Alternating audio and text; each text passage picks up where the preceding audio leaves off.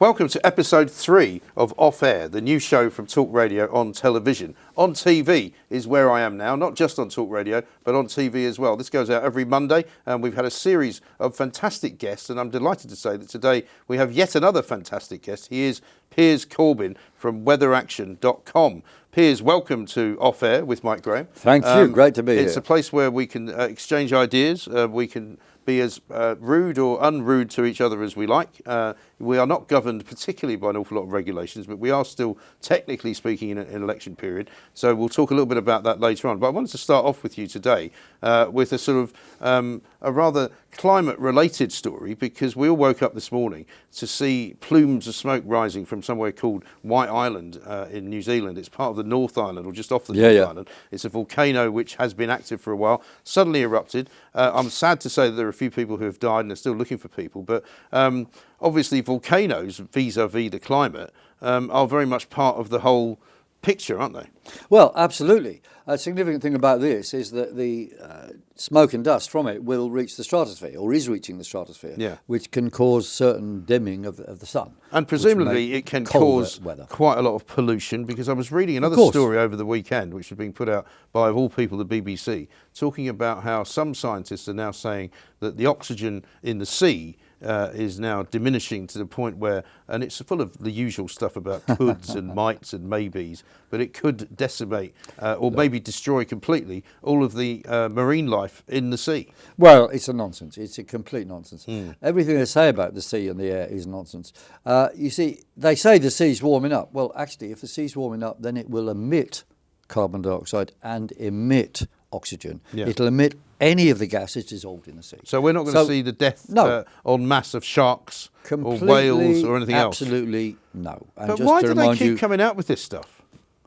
Well, they're forcing through the climate change agenda, and on the back of it, it's actually it's green austerity.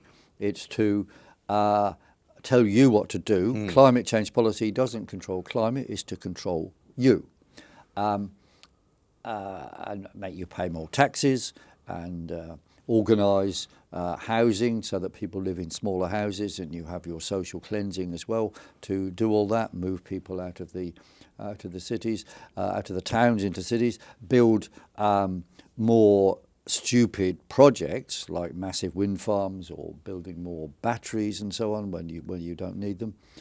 All of that involves huge sums of money, trillions of pounds, as the World Economic Forum said, and the European Union said, and they want to spend it.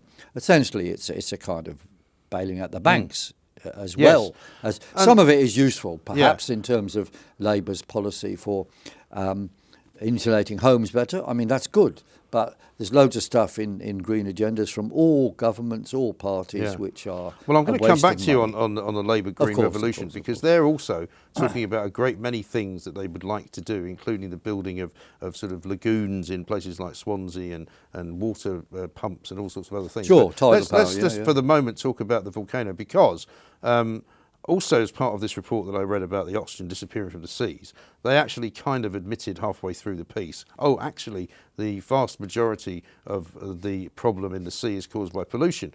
And I would always say, well, if there is pollution, then we're probably right to try and stop the pollution from making it worse. But something like this volcano in New Zealand, I mean, how would you compare that, say, for example, to the amount of pollution emitted from a coal-fired power station on any given day? Oh, it'll be a lot more. I mean, a big volcano like that going into the stratosphere is going to be very significant. You see, coal-fired power stations, modern ones, remove all the smoke. So there isn't a problem. Properly run, organised coal-fired power stations like the Chinese are building in South Africa are superb. Right. And they're probably efficient. The equivalent of my new diesel-powered Range Rover, which is cleaner, I'm told, in terms of what it puts out than what it actually sucks in from the streets of London. Yeah, absolutely. The important thing to understand about this volcano, though, is you see it's coming in a period of low solar activity, generally, with some extra hits from the sun. And we're in one of these periods now. Generally low solar activity, extra hits from the sun, and that causes, statistically this is absolutely true, more big earthquakes, and related to that, more big volcanoes. The soot from which reaches the stratosphere, and that it enhances the cooling, which goes along with the generally low solar activity. And we predicted, some time ago we would see more of this stuff. Right. And indeed, we're in now a period of R4 or R5, like extra. Yeah, what does that short, mean? Because you said something to me just before we started that we are on election day itself, which is only 3 days away now. Yep. We are going to be in some kind of R5, R5 period. Sounds worrying, that. Yeah, it does. It's red 5 Right. means that we have more activity on the sun and in the solar wind, which affects the geomagnetic activity of the Earth and also affects the weather. So it enhances the intensity of winds and thunderstorms and, more wind. So the blizzard will come on Thursday, Friday, Well, Thursday. we've got a storm coming, haven't we? That's it. Which That's it. was creating quite a lot of wind today, actually. Already there's wind. There's going to be more in the next few days. So election day of a lot of rain and wind and snow, even blizzards in Scotland and parts of northern England, maybe further south. We predicted this 100 days ahead. And, my message to voters is vote early and make sure your friends can get to the poll. Make sure you do it while the light is still good as well, because you Exactly. don't want to be slippering around in snowfalls and all of that. Interesting as well, I've always been interested in sort of seismic activity because it tends to work in cycles, doesn't it? So that if there's some kind of explosion or eruption, say in New Zealand, it's not going to be that surprising if you then see along that same tectonic plate something happening maybe in Southeast Asia. Sure. You often get a string of these big earthquakes or volcanoes. And we've had that, haven't we, over the course of hundreds and thousands of years, really. Yeah. But, I mean, that's never going to change. The Earth, No. this is one of the things that I always argued with climate protesters about, that, we have a living, breathing organism which we happen to live on, which we happen to inhabit, which is constantly changing, which is constantly moving around, which has, I mean, it may well be, for example, by the end of this particular period of volcanic activity on White Island, that White Island is a completely different shape or has disappeared into the sea. The majority of the volcano apparently is underwater. So almost anything can happen. And the way that the Earth changes is part of the Earth's life, isn't it? Yeah. Absolutely. I mean, these are natural processes. Man has no influence on climate. The CO2 story is false. Carbon dioxide levels are an effect, not a cause of climate. And there is 50 times more CO2 in the sea than in the air. Right. So all these Madrid summit conference talk of reducing CO2 is actually complete nonsense, because you can do whatever you want to take CO2 out of the air and put it somewhere. You have to think about where, but depending on the sea temperature, more CO2 will just come out of the sea. And there's a vast resource of CO2 in the sea. It's like you want to empty a bath or a lake with a straw. Yeah. Okay, well, you can start, but It's going to take you a ain't while. going to get very far. Right. And also in the case of an bath that maybe in the outside, occasionally it's going to rain and the bath's going to fill up again. Absolutely. And that is this ridiculous, it's a King-Canute style science, isn't it? It is King-Canute style, though. But climate policy is there to control you, not climate. Well, let's talk a little bit about your brother, Jeremy Corbyn, of course. Are you older than him or younger? I am. I'm 2 years older You're 2 years older than him. So you're the wiser one, obviously, Of then, in course, that case. of course, yeah. Now, he's very wise. Well, on a lot there are of lots of things. people who think that, but I mean, I've looked at the Labour manifesto, and one of the things that they, amongst all the other political parties, have done is to totally adopt this whole kind of climate, there it is, this total climate sort of madness, right? To me, they're calling for what they call, I think, a green revolution. Yeah. They're talking about spending billions of pounds on completely changing the economic structure of industry in this country. They're talking about building more wind farms, which you've said previously is an idiotic idea, putting these kind of lagoon processes into places by the seaside in South Wales. Oh, tidal power. You mean? Tidal power, okay. which has failed in the past, I think, and is not thought to be particularly efficient.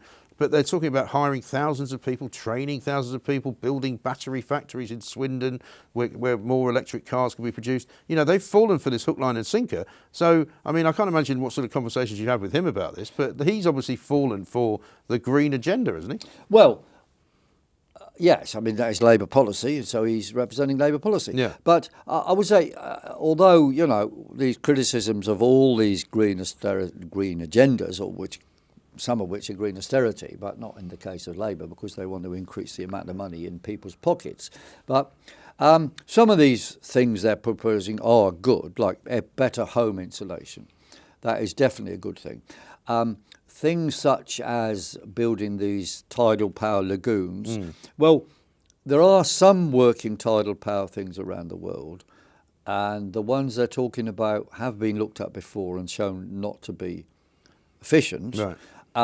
But, there's always a possibility of looking at them again and just seeing if they could be made to work. No, I'm always in favour of looking. Yeah, but if you're saying possibilities. to me that the race to reduce CO2 and to make it carbon neutral in No, this that's impossible. economy No. is impossible, the whole premise of their green revolution is to achieve carbon neutrality. So surely you could say about their methodology that it's a pointless activity, isn't it? Well, yes, but there's another reason for it all, which is actually like a sort of quantitative easing, but giving income and jobs to people who need them. So it's a bit like Keynesian economics, you see, which is not a bad thing. In fact, it's a good thing to have Keynesian economics to get out of the terrible situation we're left in by Tory policy. This would be whatever you would describe as trickle-down economics, which made Not famous. exactly, no, because it's spending it directly. I mean, Well, no, all their but you're policies- expecting it to trickle down, though, because you're expecting to take the original money, the seed money, if you like, which would be invested into businesses, which would then bear fruit, i.e. the people Yes. who would be employed by Yes. those businesses Yes. would have more money to spend in the community, Exactly. therefore creating Yeah, more yeah, jobs. I mean, it's basically capitalism, isn't it? Yeah, it is. Except you're borrowing the money instead of actually making Well, it. yeah, So that's but- where it falls down. Yeah, but the borrowing of money, of course, when you borrow money from a bank, they don't get it from someone else. They just print it. That's all they do. Not necessarily, because Banks the original banking process was that they Original banking process. took people's deposits and they used those deposits to lend money to other people, and so Yeah, that yeah, they never loaned out more than they had. Yeah, but that isn't what happens now. I know that doesn't happen now. No, it doesn't happen now. But for example, that's because we have got a situation where socialism has kind of crept into capitalism. We now have this bizarre mix. I mean, I've got pure capitalists that I've spoken to who say that the banking system should never have been in any way saved. No. And I actually agree with that, because whole if you're a banking system failing, needs to be if you're a reformed. failing business, and there is no point in propping it up. The Labour Party, for example, said, "Oh, we should have supported Thomas Cook." Why?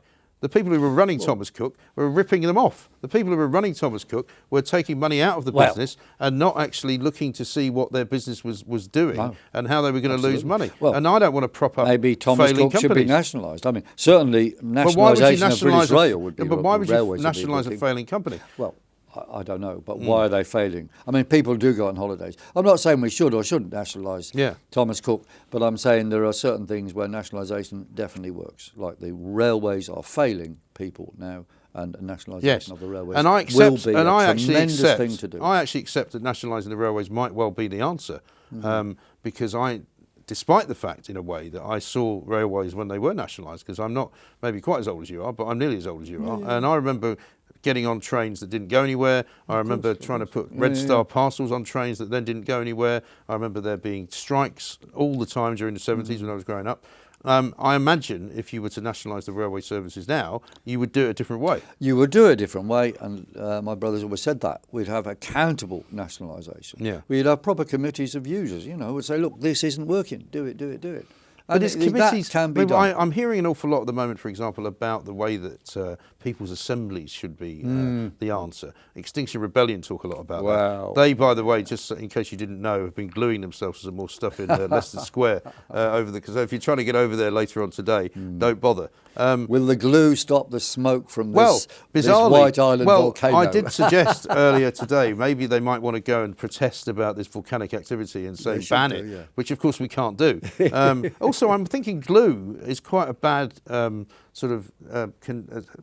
to use when you're the smell of the stuff is a bit worrying, demonstrating against air pollution, which is what they're supposed to be doing. Yeah. But let's go back to the policy of nationalisation, because I think you're right, but I don't think putting everything in the hands of a committee is necessarily a good thing. No, because committees famously, in the old jokey story, came up with a camel, didn't they? Which is very useful, but it's very odd shape. And committee is a horse designed by a camel. And not everybody something likes like that. them. A camel is a horse designed by a committee. Yes, it is. It is something like that. And of course, I'm sure it's very useful to have in certain parts of the world, but it doesn't work everywhere. So I'm slightly concerned about this kind of radical John McDonnell-inspired economy, because, you know, there's no doubt that it's radical, there's no doubt that it's very bold, but even you must imagine that you can't do all of that stuff with borrowed money. You just can't. Well, look, the good thing about Labour's manifesto is it's going to put more money into average people's pockets. Is it? Right? Absolutely. How's yes. it going to do that then? Well, we'll have increase the minimum wage, more healthcare, free prescriptions. So free prescriptions for me, for example. Yes. So, but I don't need Absolutely. a free prescription. Well, okay, but a lot of people do, and that is going to be money in the pockets. But a lot of people already get free prescriptions, don't they? So why would you want to give them to people like me who can afford to pay for them? That doesn't seem to be... Well, this is where I get confused with Labour Party policy, because they're supposed to be for the many, not the few. Now, I would be considered Well, you're part of the many, I would say. Well, I would like to think so, but I'm fear that John McDonnell thinks I'm one of the few. You're not in the top 0.01%, which to my mind... Is that what it is now? I thought it was the top 1%. No, I'm just saying who is gaining out of the current...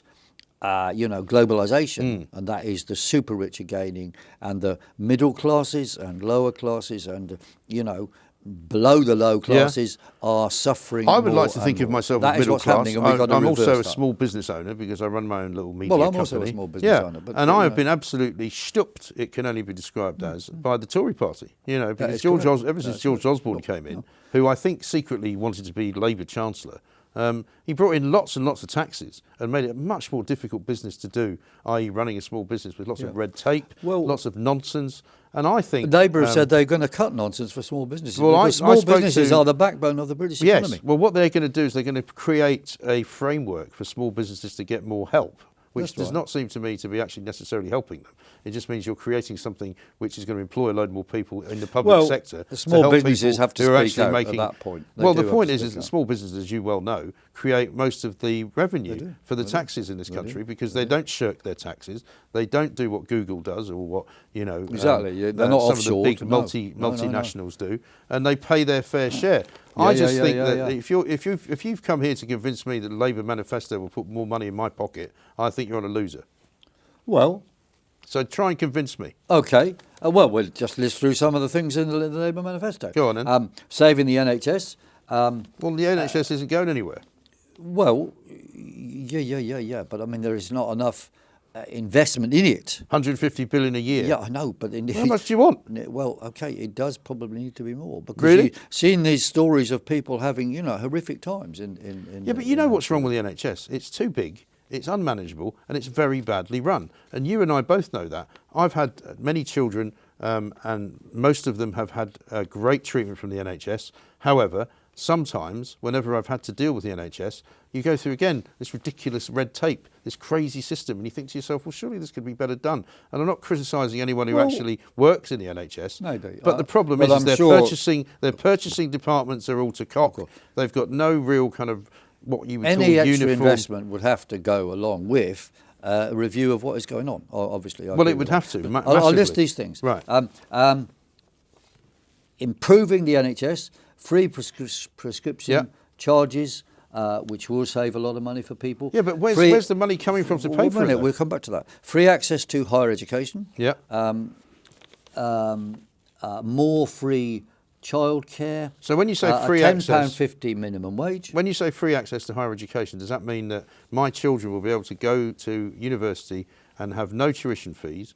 Will they also get a grant, as I did when I went to university? They will. For all my drinking that I want to do. Yeah, well, okay. And all the drugs that they may want to buy. I had a grant too, but I didn't spend it on drink. Didn't you? No, I didn't. Well, I actually had a minimum grant. You see, Britain is one of the 5th richest country in the world. Yeah. And we've had these things before, so we have them. We should have them again. Yeah, but hang on. When I went to university, far left. It's just common sense. Well, some of it is far left. When I went to university and when you went to university, I suspect. Well, not free access to higher education. 5% of the population went. Right. It's now 35%. So it's a lot more expensive. Tony Blair, one of your former prime ministers, and I know you'll probably say you didn't vote for him. No, I did. He was one of the people that created this business of higher education. Higher education is now a business. It's no longer a sort of a nice, gentle way of educating the populace. It's about people making money. People come here from overseas and pay vast amounts of money to go to. And they'll some still of the- do that. Some And of that the does smaller, subsidise the rest in a way. That may well be. However, And there'll be more of such. However, I'm sure. once again, I have to ask you, where does the money come from to pay for all the people in this country to go to university for free? Where does it come from? Well, They're just going to borrow it, aren't they? well, of course, currently they have a loan system which is borrowing it anyway. Yeah. And how does this money eventually get paid back? Well, it comes out through them working and paying taxes. Yes. Which, for all of the because they're going to moaning and have groaning that people do. higher income jobs Yeah. because they're more skilled. And on a world scale, it would improve Britain's Well, they trading won't really, relationship. because the ones, for example, who come out of university now are maybe as high skilled as they will be in the future, but they're coming into jobs where they're making £22,000 a year if they're lucky. So they're not coming out of university with great prospects. And in fact, they don't even have to start paying back the money until they get in over a excess certain of amount. something like Okay. 27,000. Over a So, you know, I don't think necessarily that offering everything for free to people willy-nilly without any sort of discrimination whatsoever is the way forward. Is it? Yes, Does it also it is, mean, for it is. example, that It Philip is. Green's grandson, you know, the guy that owns Topshop, Well- he can go to university for free, can he? Well, I wonder where Philip Green and his grandson are registered to live. I don't know about that. But Well, would the Labour Party, though, offer Philip him Green ought for to free? pay taxes. Well, yeah, but he does pay taxes, but he'll say that he Yeah, pays yeah. taxes apropos what the tax rules are. He hasn't broken any laws, yeah, well, right? the tax rules need to be changed. Then I would say. Well, that No, may well be, Look, but- if it's a universal right, then it is a universal right. So everybody gets to do it. they would be able A bit to, like the yeah. waspy women, you know, which is so important to the Labour Party that they didn't put it in their manifesto, but they thought about it afterwards when they saw Boris Johnson saying that he didn't think they could reverse it. They suddenly said, oh, well, don't worry, we'll find another 60 billion and we will pay everyone the money they are owed, including, by the way, people like Theresa May, who doesn't really need it.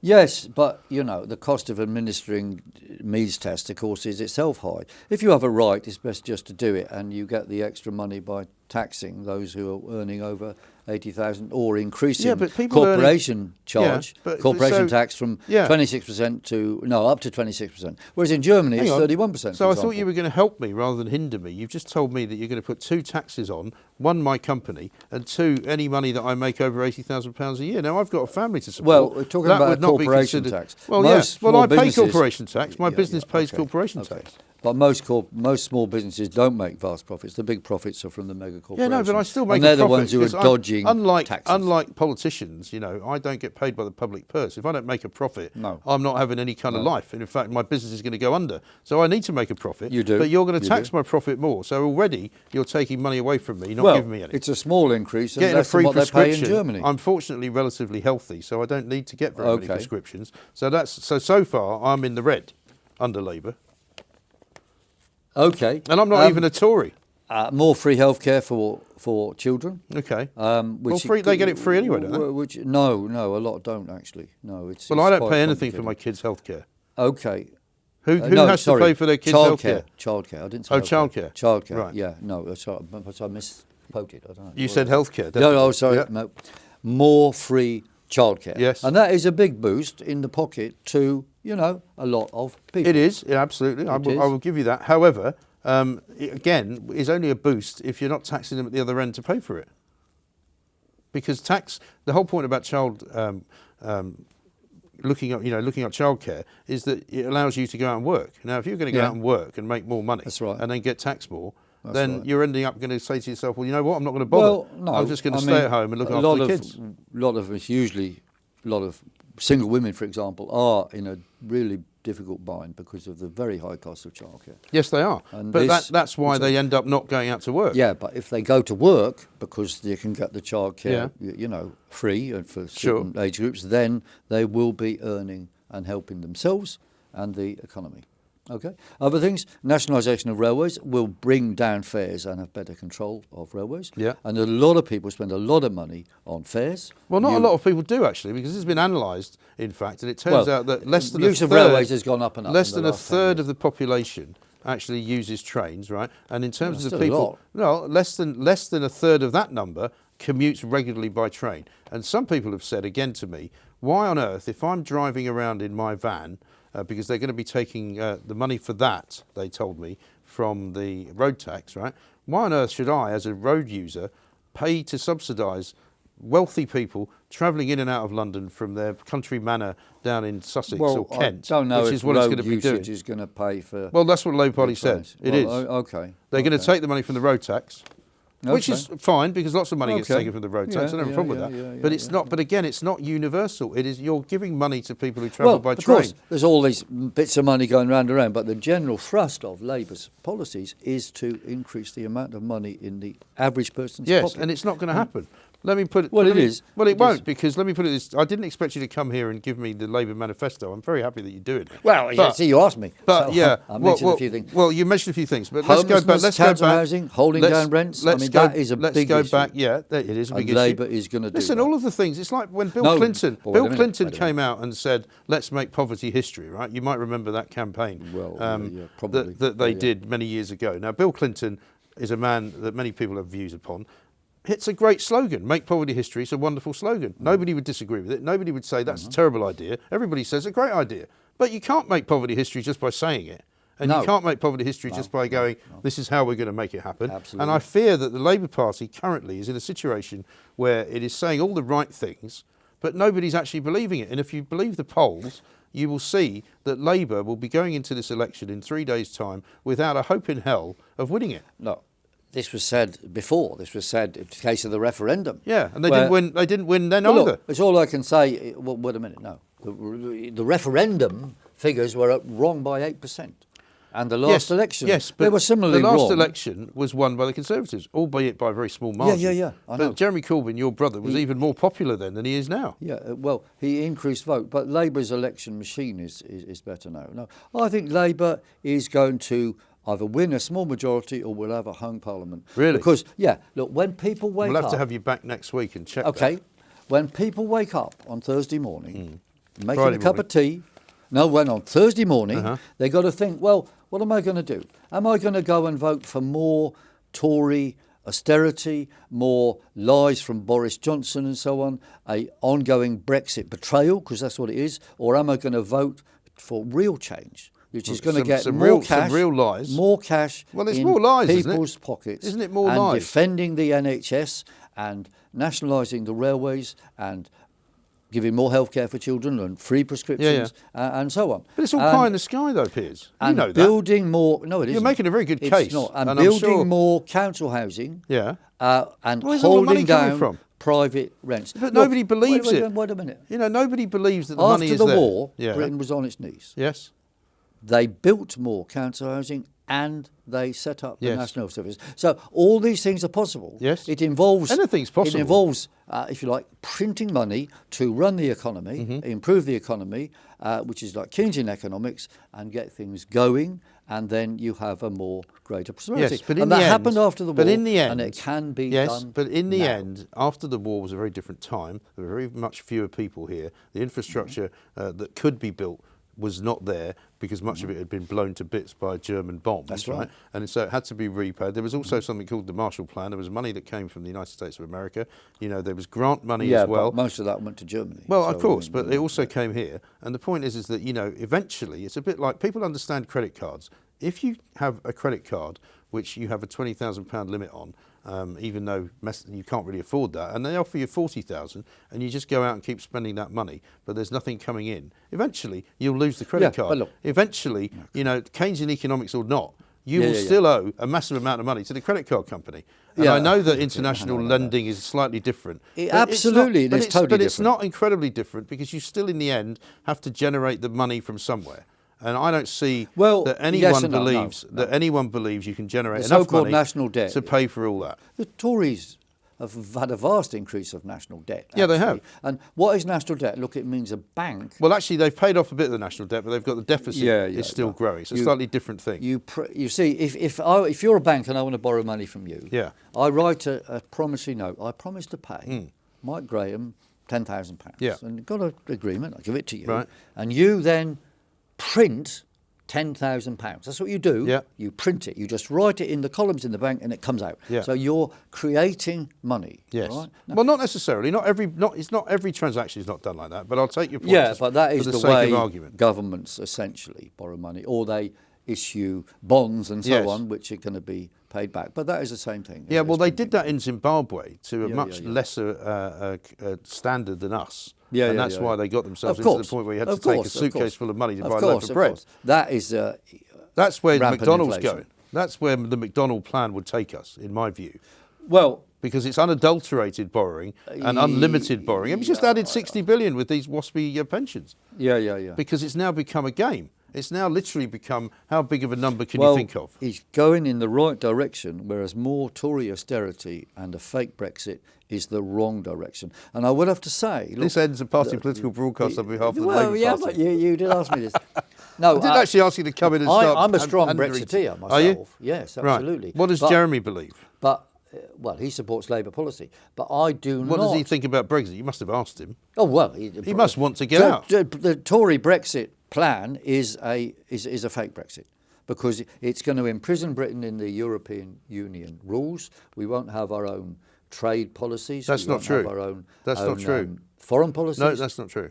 That is entirely incorrect. That would have been Theresa May's deal. But, you know, why is it so Boris's difficult? deal is very similar. It's very similar, but it's dissimilar enough to not include financial ties, and it's also dissimilar enough not to include any kind of military connection. Why can't you answer the question about Jeremy Corbyn? The military connection, we under this, well, both of them, we're under European Union. They've changed that actually for the withdrawal agreement that we currently have. And anyway, there's nothing to say that we are the enemies of the European Union. No. We are in the European Union at the moment. We're also in NATO. Most of the countries in the European Union are also in NATO. They are, yeah. So there is a lot being made by the Labour Party. So why have you got both? I don't know. Well, you don't need both. But the point is NATO. We don't need more European Union military. No, and there isn't going to be. That's a complete and utter shibboleth. It's not true. But the point that I find most interesting, just even from a psychological perspective, is why Jeremy Corbyn can't have an opinion on Brexit without worrying that he's going to somehow upset one half or the other. Why doesn't he just say, like you did, you want to leave the European Union? It's not hard to say. Well, no, I agree. I can say it. Why can't he say it? It's a question of going to be a Labour Brexit no, but why can't he just say what he'd like? I'll tell you why. Because a Labour Brexit deal, we haven't seen it on paper yet. One thing we know about it... Yeah, but you know that you want to leave, right? It will not break up the United Kingdom. No, but you know that you want to leave. Well... You could say that.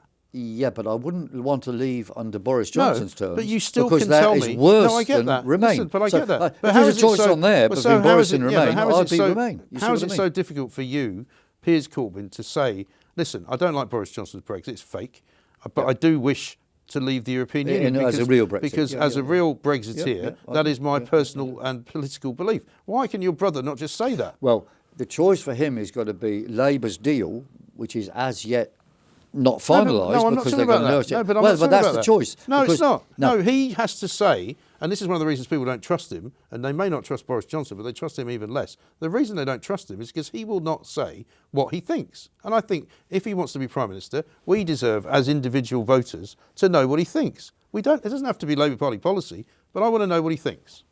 Well, OK, he's been asked the question, how would he vote on this No, he's been referendum? asked whether he wants to leave the European Union or not, individually, as an individual person, and he refuses to answer.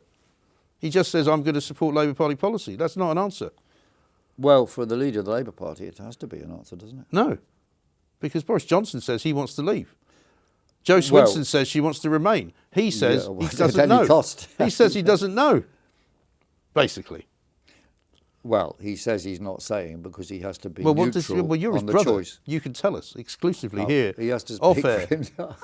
He has to speak for himself. All right. It's not right for me to speak for my brother. Then. Well, Piers, it's been delightful to see you. Thank you very much indeed. This is Off Air. We'll have another one for you next week, by which time we'll actually have a new government. We'll find out whether Piers is right or whether I am. See you later.